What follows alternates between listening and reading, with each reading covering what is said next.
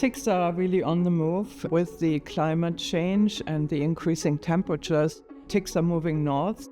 That is the main reason why tick infections are on the rise, because ticks are more prevalent and move into areas that they weren't before. We estimate that at least close to 500,000 people are infected just with Lyme disease every year, which is the most common tick-borne disease. There are many other diseases such as Powassan virus, Stari, a tick-borne disease that causes a rash, the alpha-gal syndrome. When you eat meat, you will actually get a violent reaction. The long-term consequences of Lyme disease can be very severe and life-altering. They include symptoms such as brain fog, nerve pain, muscle pain, and in severe cases you can develop carditis, so that is an infection of the heart tissue that can be life-threatening. When detected early, Lyme disease is actually treated very well with antibiotics. Most people return to full health. Other virus infections can only be symptomatically treated.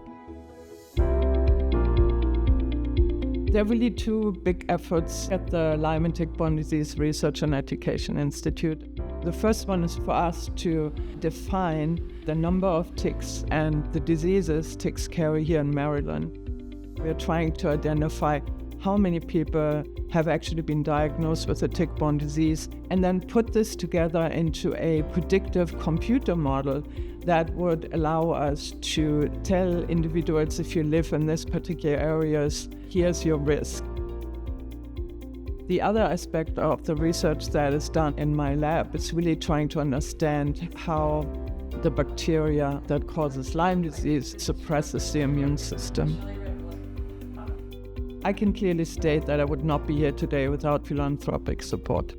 This is a disease that has really been overlooked by many scientists, and when I started out, there was skepticism of how important it actually was, and it was these foundations that really supported my early research to allow us to get enough preliminary data so we can obtain government grants.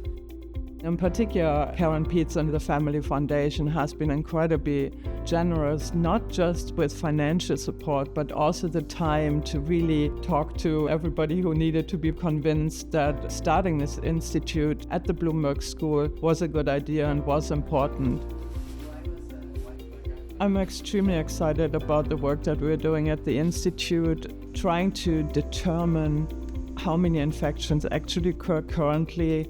What the threat is will allow us to do what we can do to prevent a tick bite, which is to inform the public so that they can protect themselves.